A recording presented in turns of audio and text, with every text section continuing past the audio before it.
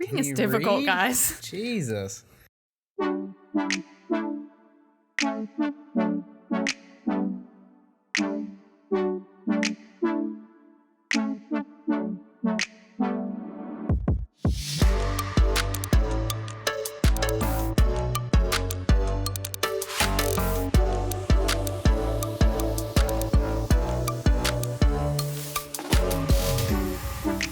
Welcome to the Charlotte Buzz, where we drink beer from local breweries while telling stories about the neighborhoods they're from.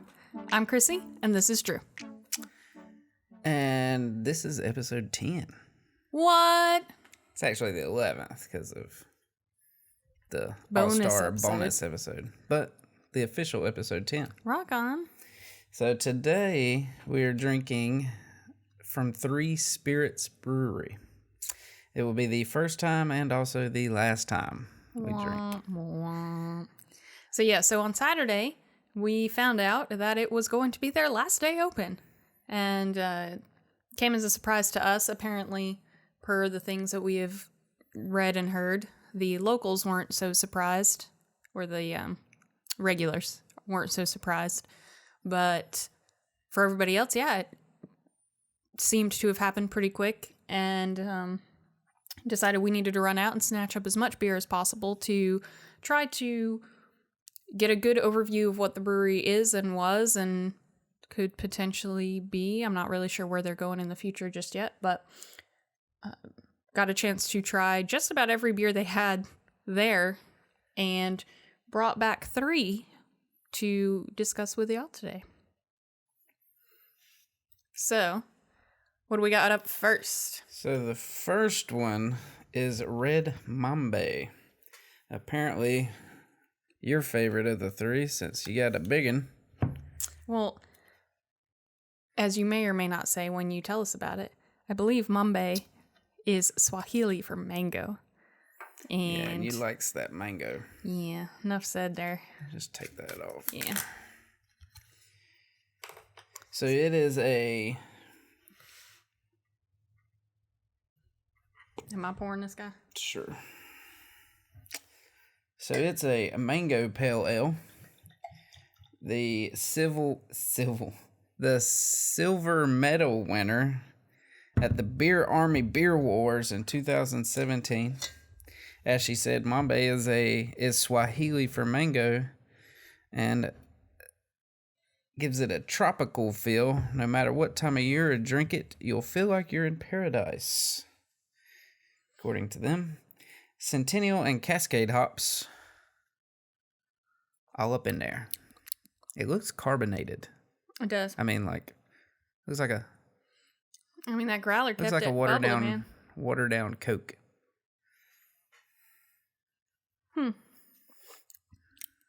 So a Pepsi. Rude. And that's a Carolina thing. It is. I'm definitely a Pepsi girl, though. I like Pepsi too, but I can definitely tell a difference. Oh, you yes, totally can tell the difference. That more so than most of the alikes. I would agree. Yeah. So obviously, first of all, none of the 3 we have are IPAs. Through most of my research, there is a kind of standard IPA that 3 Spirits has, but they did not have it on tap then. So none of these are IPAs.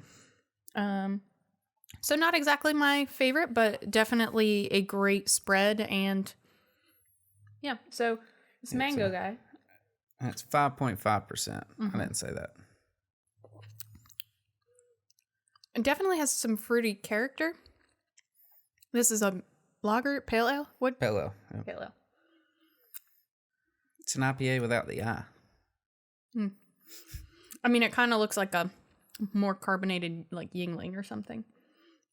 That's why I asked if it's a lager. I don't know really how to describe that. I can't deny the fruity. You smell the mango. Yeah. I mean, it just kind of tastes like fruit beer to me. I don't have a better descriptor. It's pretty light though. Yeah. I can see the feel like you're in paradise type thing because it feels like a summer beer. Yeah, I could definitely... It looks darker than a Yeah. summer beer, but I definitely could see it being something that, you know, you go on vacation down to like Cancun or Bahamas or something and like just sitting there on the beach sipping on it. I could see that. Yeah, that's interesting. Not bad though. Yeah. So... I mean, it'll drink category. Oh, yeah. It's kind of, I don't know. It does have like a spritey characteristic. Yeah. A quality. Yeah. It's really hard to describe. Interesting. But it is definitely potently fruity. But not like obnoxiously sweet. Yeah, no. It just has a very fruit It effect. smells a lot fruitier than it tastes. Mm-hmm. That thing hit me in the nose. And you got a broken smeller. I know. So It's not that's that impressive.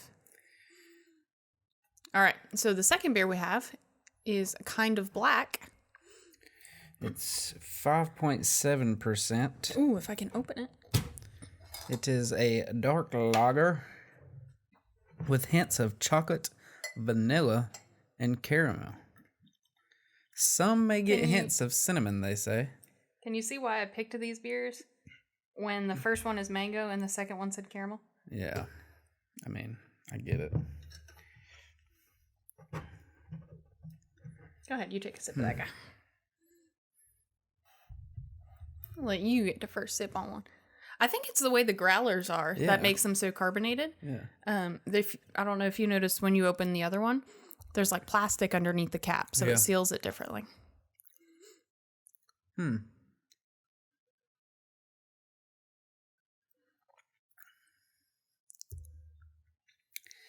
I wouldn't say I taste chocolate, vanilla, or caramel. Or it's the one they say some may get hints of cinnamon. I mean, that may be more so than... I can taste the chocolate. Not, as overt as chocolate is, but I can taste the, like, it's almost like an aftertaste of chocolate. Like if you eat it and it's just whatever's like lingering in your mouth after you've finished eating chocolate, it's kind of that taste left on your tongue.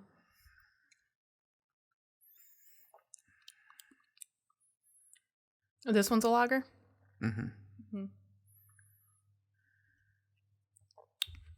Yeah, I don't like that one as much. Okay. So I guess full disclosure is I was the one who went and actually picked all of these up. And so I got a chance to, like I said, taste everything on the menu. And these are literally the first time Drew is tasting any of these. So Yeah, I don't... there's a slight... So for some perspective on the way we're tasting them, I guess, also. The third beer that we have is the Computer Blue. It is 8.57%. They broke out 3 digits for that one. A Belgian Golden Strong Ale, dry hop with citra and flavored with fresh blueberries that has been soaked in vodka. I think that's where we got the triple digits from. Yeah. I'm not very interested in the blueberries. But, I'll partake in anything that's been soaked in vodka. Gummy bears. Jell-O. Yeah. Watermelon. Okay. It's definitely very blueberry-y. Oh. Before I even taste that. I'm sorry. But I feel like maybe texture-wise, this is the closest to an IPA that they've kind of had, or at least of our 3. So I think that's why I kind of like it more. But yes, it's very, very blueberry. Blueberry forward. And we got it in the tiki cup. I'm going to let him tell you what he thinks about the flavor, and then I'll explain the glasses. Woo! Told you it's a very blueberry forward. Yeah. That's okay. feel Fruit's like- not your thing. I feel like the girl in Willy Wonka who floated away. Well, that's why we got this big old round cup. It's turned into a blueberry. If you take the blueberry away, it's not bad. Yeah. I mean, it's smooth. And it's not bad with the blueberry. He just very much does not like fruit. And if you don't like fruit or blueberries, it's definitely not going to be your cup of tea because it is very blueberry forward. You know, I don't mind blueberries in my pancakes. But that's about the only thing. How about muffins? I'm not a big muffin guy. Yeah, I can see that. Not a big muffin guy. But it's all right. I don't really like it because of that. I mean, that's fair. All right, so yeah, I got 1, 2, 3 in order that we tried them for me. Okay. What say ye? I think I want to put the blueberry at the top for me. Okay. I agree it's a little too much blueberry. Like, it's very blueberry. And so that is rough.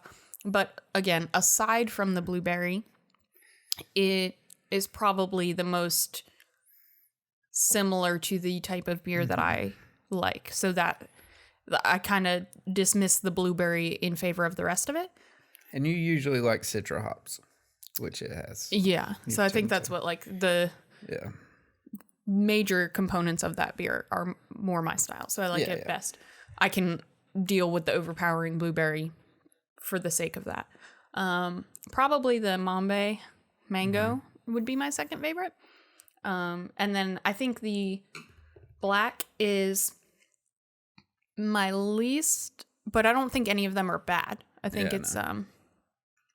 it just comes down to like my style preferences and not actual flavor or composition or any of that kind of stuff. So the reason we have 3 and the 3 glasses, and if you are watching on YouTube, you get to see our interesting style of glasses that we got going on here. Again, made it on 3 Spirits last day, so we tried to get a little bit of memorabilia before there was no chance to get it. And so asked for 2 pint glasses. They had 1 left, so we got the very last pint glass and then a little tiki glass guy that has the 3 Spirits logo on the front and then this crazy tiki man on the back. Again, if you're on the YouTube, check that out. So we've got some interesting memorabilia to take back from them. And then naturally, what is this? Drink beer from here? Yes, just like your shirt. Hey, matchies.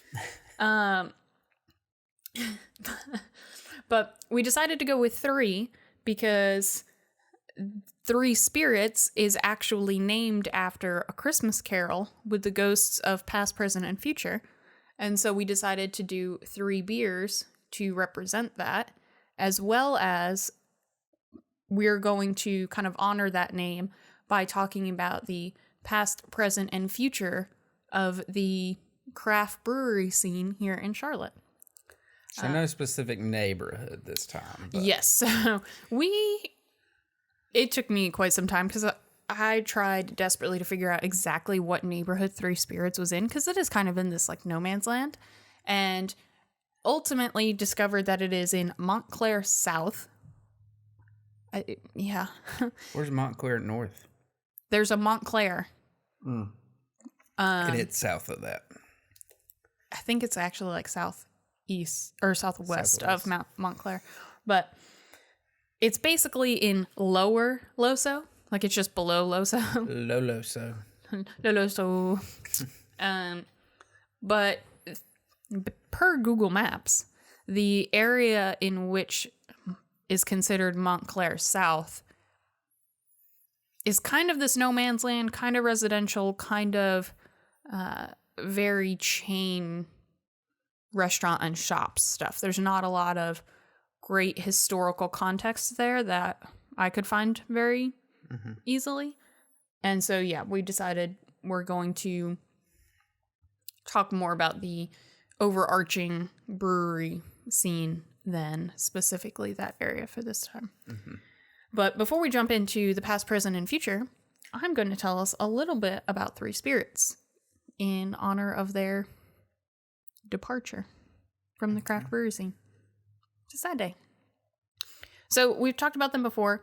They opened in November of 2015, so they were 3 years old, just over 3 years old. Okay. And the short version is the owner, Taboo, Taboo. I'm already messing it up. Taboo. Yes. You're right. So he got into home brewing while he was in his residency as an ER doctor. And basically his advisor said, make sure you have a hobby that you can do because you're going to drive yourself nuts going through your residency and you're going to need something to just kind of be your escape from all the chaos as you're getting through. And he was up in a very cold northern state. And so they were like, so preferably something that you can do indoors would be helpful. And so he picked up homebrewing and, you know, he eventually got to a point where he could relate very much to the characters in A Christmas Carol and felt like he was down the path of needing to be visited by three spirits to see what he was doing with his life. And his wife is also an ER doctor, and so just their schedules were all over the place, and then they had their first child and just realized something kind of had to give. And so he quit his job and started prepping to run a brewery. So some fun facts about that. It was Charlotte's first Black-owned brewery and Charlotte's first Black brewer. The building he used to create textile dyes. And it had sort of an old English pub and a coffee house vibe with lots of nooks. There was actually this kind of like 6 foot maybe wall that kind of zigzagged through the building so that like you could see over it. You could see it was not any kind of actual wall, but it was just there so that you could have little nooks and crannies for tables and have a little kind of close section to hang out in. They wanted to make it he was very much about breaking stereotypes, and so he often paid attention to demographics who were kind of consistent and active in the craft brew scene, but were often overlooked. So he started paying more attention to women, to some of the older crowd, to minorities, different aspects that, you know, he was seeing were actually very trending in the brewery scene, but, you know, often it was kind of seen as like this white guys hang out. And he was like, well, there's actually a lot more than just white guys hanging out there. So let's make it a more, not necessarily family-friendly place, but a less loud and sort of rowdy, even though the brewery scene in general isn't super loud and rowdy, but instead of having very loud live music and all that kind of stuff, it was let it be more of a comfort place, let it be more cozy, and they consider all of their beers to be more of like comfort beers. Okay. And I will say is when I did go in,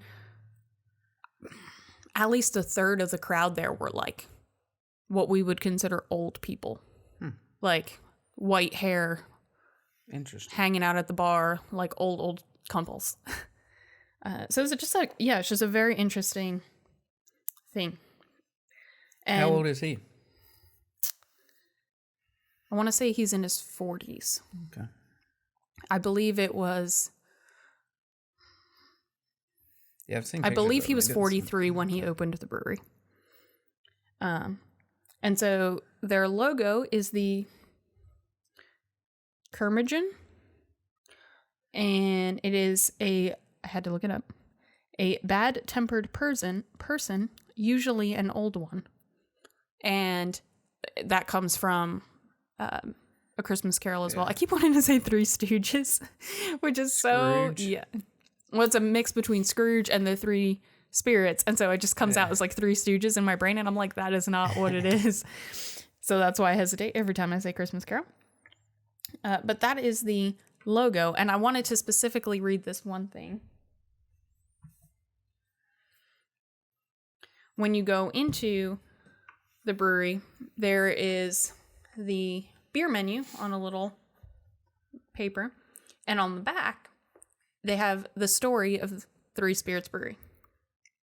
So I'm going to read it to you. It's from Taboo and his wife, Jennifer. And I just thought, I mean, it was what better way to honor Three Spirits through what he had to say about it. Okay. So, strange though the jump may seem, I am an MD turned brewer. I have made the life decision to stop doctoring and to follow a dream. Back when I began my residency in Indianapolis, my director advised that we all find a hobby to help us through the difficult days to come, preferably one we could do indoors during Midwestern winters. I had always wanted to learn home brewing and saw beer as a welcoming fringe benefit during stressful times. I loved it from the start. Making beer is like getting to be the mad scientist. You are only limited by your imagination. Over time, I got better at it, and people told me I should sell my beer. Surprisingly, my wife was on board, with one catch, that I got some type of formal education. Her research suggested that the Seibel Institute of Technology would be the best choice. Learning the craft of beer making from people who had spent years in the world's largest breweries, along with the support and camaraderie of a menagerie of international students, proved to be one of the best experiences of my life. Before long, my vision for Three Spirits Brewery began to take shape. I usually drank beers at home, since there was no craft beer scene in Charlotte at the time. As I traveled elsewhere, I became convinced that Charlotte was long overdue for its own craft beer renaissance. After testing my recipes on thirsty and willing participants, I had a good idea of the types of beer Charletians would like. I also wanted my brewery to have an environment worthy of the craft beer being served, a place that wasn't too loud and wouldn't make people feel too old to be there. I envisioned something similar to an upscale wine bar for beer lovers, but with coffee shop coziness. The name Three Spirits stems from my love of Dickens' A Christmas Carol and was my earlier career choice. Since Scrooge is such an interesting character to me, I adopted the image of a curmudgeon for our logo. Working swing shifts, weekends, and holidays as an emergency medicine. Reading is difficult, guys. Jesus. No, I cannot. Working swing shifts, weekends, and holidays in emergency medicine is one thing when you have no children. It's quite a different thing when you do. Scrooge did not see the importance of family in regards to lifelong happiness until almost the end. My previous profession was sending me down the same path. An unexpected illness with lingering health concerns ultimately sealed the deal to run down a new road. After years of scrimping and saving, and with the help of friends and family, we have finally accumulated enough financial backing to secure our business loan. The Three Spirits name and logo will be a constant reminder of our joyful pursuit to provide Charlotte with the best craft beer possible. We invite you to come join the new adult craft beer scene in Charlotte. Experience the fun but grown-up atmosphere, find a new favorite brew, and enjoy your new home away from home with us. Even if you're feeling a little bah humbug when you arrive, you'll be recharged when you leave. Taboo and Jennifer. And yeah, I'm not sure if their closing comes from the aforementioned illness in there. Not quite sure what that whole shtick is, and I'm not sure if it comes down to a financial burden. I mean, it could be a million things. Yeah. But nonetheless, they are officially out of the Charlotte brew scene now, and I think that's a sad day. Mm-hmm. And I'm really sad that we didn't get more of an opportunity to spend some time there and just get a chance to see it, which makes me want to make sure we get a chance to go out to all the other breweries much faster, just in case, and get to really experience them kind of in their heyday in case anything else happens. But I am very grateful that we got a chance to taste some of their beers and honor them in this way. And we shall always have a growler. Yes. I mean, you got to go all out when they're closing down. I did consider getting hats and t-shirts in the whole nine. Goodness. And I kept myself restrained because I knew you would just fuss at me for days. Sheesh. But like I said, we are going to continue to honor Three Spirits by formatting this podcast in the past, present, and future of the brewery scene. So I'm going to turn over the past to you. Bum, bum, bum. So, yeah. I guess we can start the ghost of Charlotte beer's past all the way back to the colonial days. Oh, wow. All right. We're going deep. All right, let's do it. Even when Charlotte only had about 70 residents, the area was full you could see my face right now on the podcast. Wow. The area was full of home brewers. Apparently, this would hold true for everywhere, but safe drinking water was not that easy to come by. And brewing beer, ale, whatever they happen to call it, killed a lot of bacteria. So usually the women of the house brewed beer for the family to drink. So the ladies were the brewers, and it was for your health. Yep. I'm on board with this. Yeah, sounds great. Let's like re-implement that. Yeah. There are also taverns. And there's one famous taverner that we have talked about before. Captain James Jack. Hey, all right. He's a Pilsner now. Yeah. So he was a taverner, brewer, and rode some things up to Philadelphia. Hey, I know that neck of the woods. So yeah, we're going to skip all the way to the 1880s now. Okay. So apparently there wasn't much to talk about, I think just because it was the norm. Yeah. You know, people just brewed it in their home. Taverns brewed their own stuff. Yeah, there was no reason to really highlight it. Yeah, there wasn't really a commercial beer scene. That's fair. Yeah. So now we have about several thousand people in Charlotte. Nice little bump up. Yeah, and you need more saloons by then. This is the 1880s, so cowboys and whatnot, you need a saloon. Charlotte had 17 saloons and a beer garden. Hey. And it's called a beer garden. Not real clear if they had an actual garden or if it was even an outdoor space. But it was more family friendly. Oh, okay. So saloons, not family friendly. Beer garden, family friendly. The beer garden was owned by F.C. Munsler. And clear bottles with Munsler's name and Charlotte, North Carolina on them are still traded by Breweriana collectors. Ooh. Breweriana was a new term for me. I guess it's somebody who collects old brewery stuff. We could be that. Yeah. And it could start with 3 spirits, guys. Wow. Too soon. My bad. I'm not like wishing people out of business or anything. Just they're our first collectibles. Carry on. This is from the 1880s though, and this is from 2019. So it may take a while. Rude. To be worth. Don't diminish them. Much. So I thought that was kind of cool. And clear bottles, you know, most of the stuff you see nowadays is amber. So that was 1880s. Early 1900s.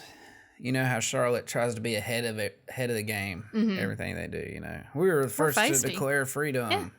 Yeah. We were also the first to get on board for Prohibition. A sad time in Charlotte history. To support Prohibition. Well, 1905, they voted to become a dry city.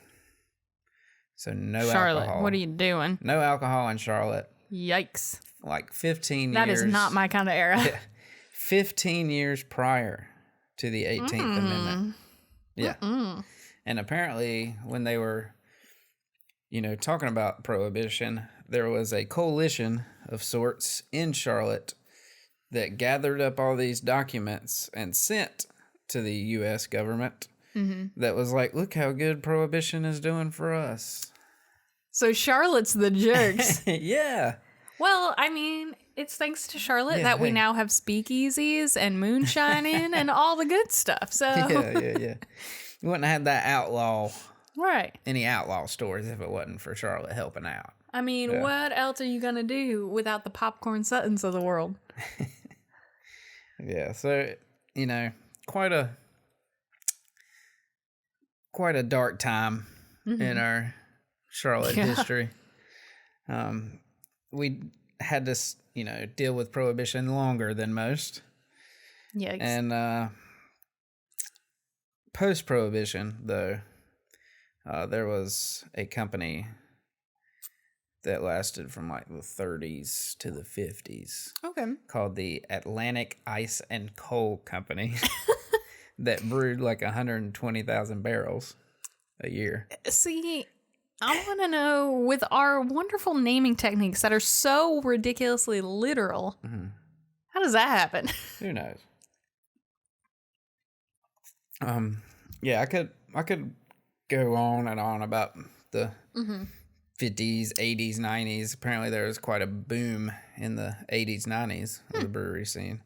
None of which are still around.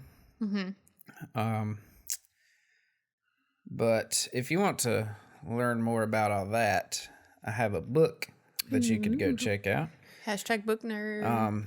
It's called the Charlotte Beer. It's called Charlotte Beer: A History of Brewing in the Queen City. Nice. It's written by Daniel Hardis in 2013, and if you go on Twitter, he is Charlotte Beer. Hey. His website doesn't seem to be too active, but he's still active on Twitter. So Nice. shout out to Daniel. We like history and we like beer. We should get him on the show. And we'll probably get that book ourselves. Yeah. I wanted to dive deeper into that 90s, see what was going on then. I was pretty intrigued by that and why they didn't stick around. Yeah, we'll definitely get an episode together about all that in the future. I do have a few more recent past tidbits. It's like a few victories that has helped lead to the craft beer scene. Okay.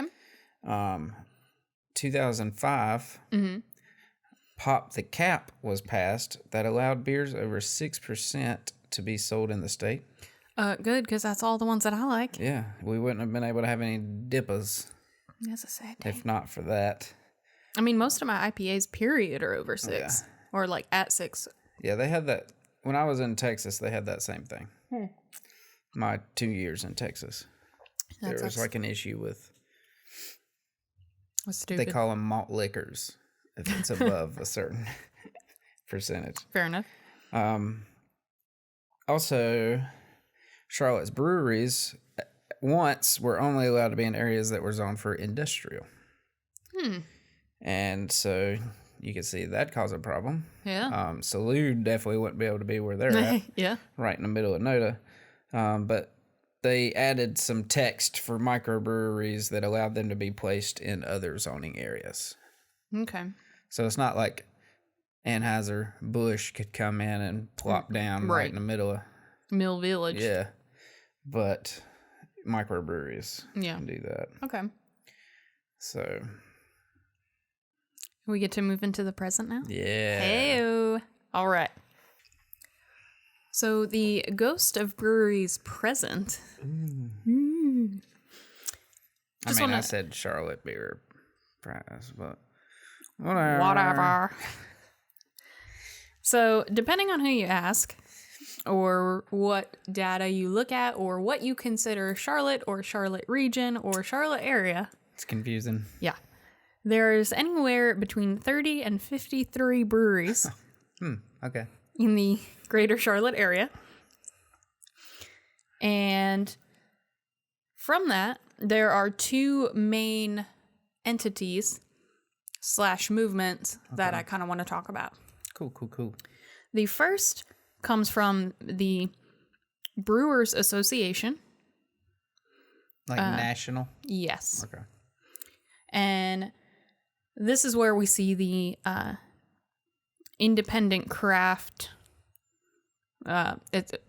So the Brewers Association is the overall association, and then what we've seen come out since then is the Independent Craft Brewers Association, which is more of like a little seal, and you'll see it with an upside down beer bottle, and you'll see it on a lot of the local breweries. Yeah.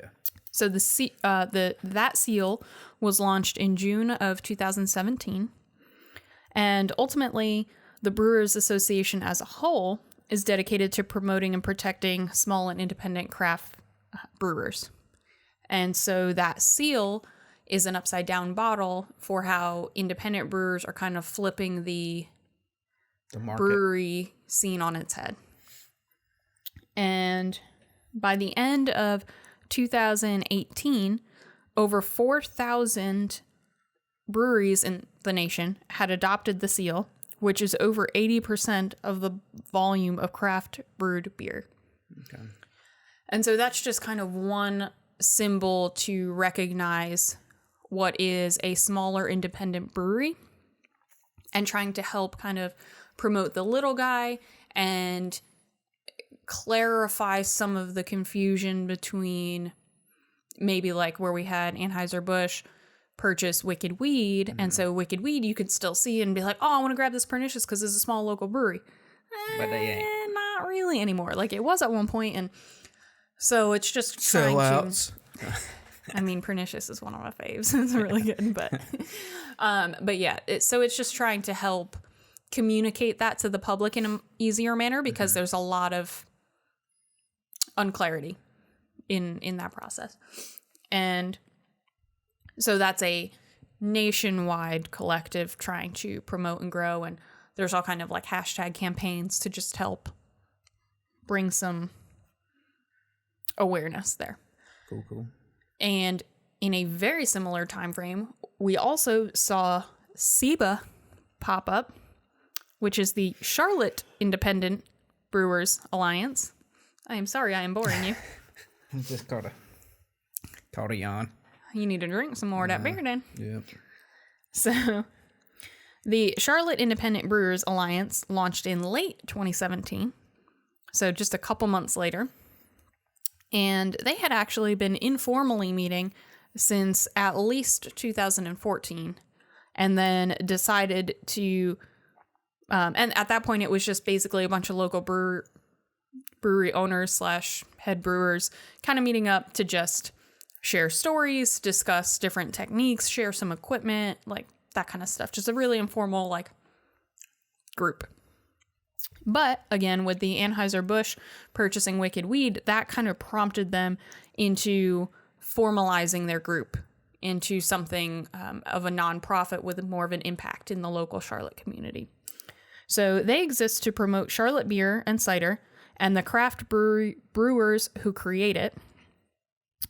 And basically, to be a member of the Charlotte Independent Brewers Alliance, the majority of your beer must be brewed in Greater Charlotte area. So either in Charlotte or in Gaston County, Lincoln County, Iredell County, Iredell. Sorry, I'm a Yankee. I don't know. I knew I was going to say that wrong too. Yeah. Iredell County, Cabarrus County, or Union County. And because of that, there has been a decent bit of confusion and kind of butting heads and this sort of rift in the Charlotte craft beer community where you've got several local breweries that are maybe a secondary location for breweries elsewhere. Catawba is a big one on this list. Who are maybe from a different market, but do feel at home here and part of this scene. And it's always been, because craft beer is kind of this local niche thing, it's always been just a really welcoming, open community. And so suddenly now there's this divide of the people who are in the crowd and not in. And so notably, Catawba's at the top of that list, but we also have Artisanal Brewing, Sierra Nevada, New Belgium, and Oscar Blues, who are all have a local presence, but the majority of their beer is brewed elsewhere. And because of that, it... Hey, they want to be part of the alliance. They just step up their Charlotte game. But yeah, so Catawba specifically had a big issue with it, and they said, the majority of our beer has been brewed 79 miles away for decades and have always considered Charlotte to be one of their primary markets, even though the actual brewing primarily takes place elsewhere. And so it caused a lot of issues. There's been a lot of conversation back and forth, and ultimately it's still... The entire idea behind SIBA is to keep the market local. And so every time that you purchase a beer in Charlotte that has been brewed in Charlotte, 90% on every dollar goes back into our own community. And so that's kind of where that line is it's not that those breweries are not part of the community, not part of the craft beer scene, not part of everything they're trying to do and accomplish as breweries. But for Charlotte specifically, they're not able to promote that money in the community the same way because it's giving jobs and money to a different city by not primarily being here. So the SEBA members, as of 2017, make up only 2% of the Charlotte beer market, which is really shocking to me because that seems so tiny, right? But I guess with all the bar scene and Uptown and all that kind of stuff, the majority of the beers there are the really, Bud Light, Heineken, Studweiser, Yingling, like there's Miller, Miller High Life, of course, the Bud Night. But there's so many nationwide brands that it's hard because especially like we live in the craft beer scene if we're going to go out and drink. And so it's 100% of us, like of our beer. Yeah. I mean, it literally is. And so our kind of city view on it is so different than the reality of it. And so I was shocked to read that statistic. And so their idea is to try to increase that percentage that people drinking beer in Charlotte will gravitate toward Charlotte beers as opposed to national brands. And obviously something like Catawba, Oscar Blues, that kind of thing is preferable to, say, the Heineken, Budweiser, Coors, Miller, because it's still, at least Carolina-centric versus the whole country, but... Or Belgium, where Heineken's from. Yeah. Or Holland. Is that the same thing? Goodness. So... Same that's area. basically... It's in Europe. It's good. It's over there. So that's basically the idea behind SEBA is... even though there's this weird rifts and it caused some strife there in the beginning of their creation, it was never meant to exclude people from purchasing. It's just another little seal on the beer packaging that says, hey, this is a Charlotte local beer, and it's trying to just help promote the local community and to help, increase jobs and all that kind of stuff. Bring more money back into our own economy to help build up the area. And so that's what the whole idea was for jobs, growth, and local sustainability. And there's a lot of things that I wanted to say about some like kind of future things. But again, that's future. Yeah, that's the future. That's me. The present left me very limited in what I was able to talk about. But I did want to talk about those two specific that kind of head into that past and future part because they were created a year and a half, 2 years ago, and are working towards things in the future. But they are currently active. They're currently attempting to have a big impact on the now and the future. And the SEBA mark, I meant to say this earlier, it looks like a wax seal that was like pressed, and I believe it just says CLT in the middle. But so we've got the upside down beer bottle for the Independent Craft Brewers Association, which is the nationwide version, and then the Charlotte version is the kind of red wax stamp. Yeah. Well, if I don't talk about some of the things you wanted to talk about in future, you can add to it. Oh, okay. I'll allow it. Why, thank you. You're so kind. I know. I'm going to stick to my blueberry juice over here. Yeah, do that. Drink it all. So, I guess we'll talk about the ghost of Charlotte Beer's future now. I didn't get to speak with him, so I don't really know the future. What? But I am super disappointed in you. How dare you not know the future? I know. I can take an educated guess. Air quotes. All right, what do you got? So, first of all, I want to say that breweries are just like any other business. What? And, it's about cash flow and growth. It starts with a passion, but ultimately, once you decide to actually make money on it, it's a business. Yeah. So, it is possible that more breweries could shut down, like Three Spirits. But I don't think that's because Charlotte is running out of beer drinkers. Mm-hmm. I mean, if you look around, there's apartment complexes going up down every road. It's really, bringing in all the transplants like myself and converting them to be craft beer drinkers like you did with me. Yeah. And getting the SEBA Alliance to convert them specifically to Charlotte beers. Yeah, but we are going to continue to see new breweries. Yeah. It's just, can they bring something different to the table?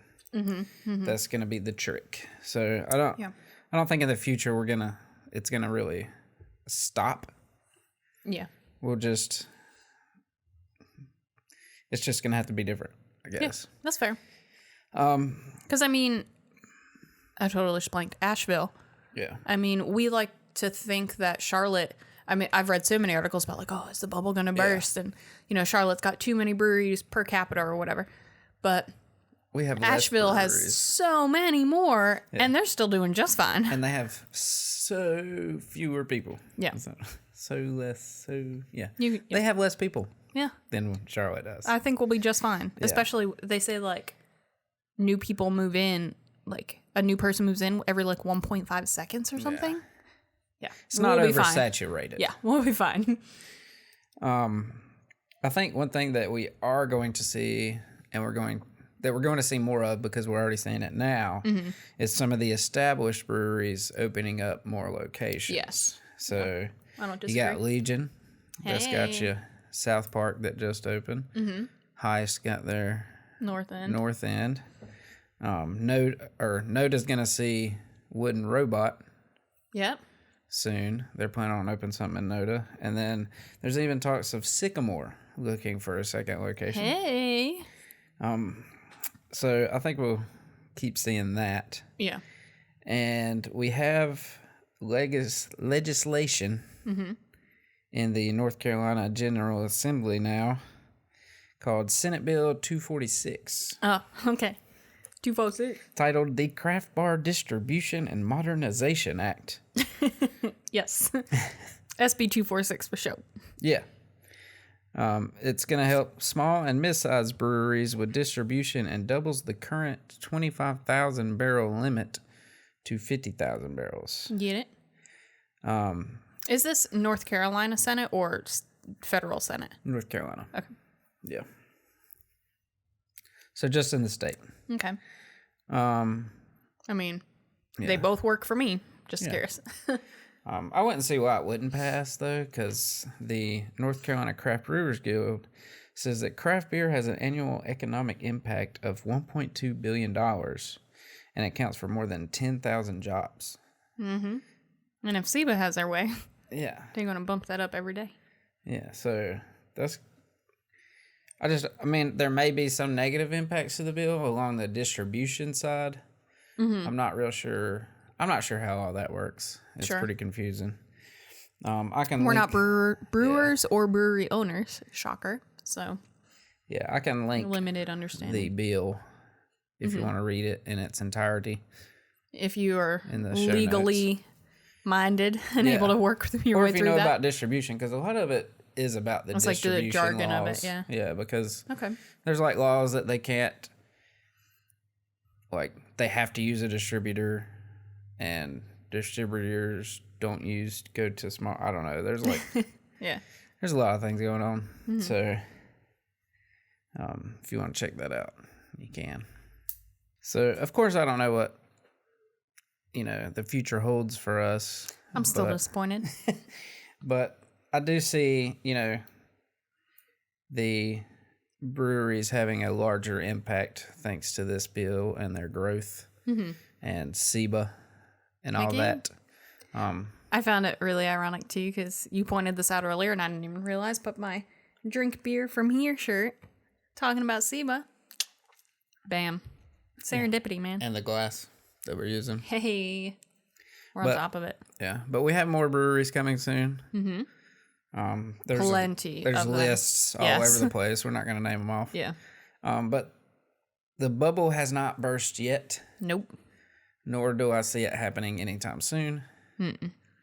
But the future is looking pretty swell. Hey, I believe. It's going to be a pretty hoppy time. Oh, God. Dad jokes for life, guys.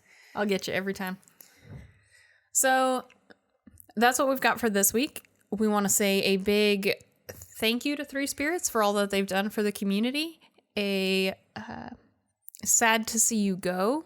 You definitely broke stereotypes and burst some glass ceilings for different underrepresented communities.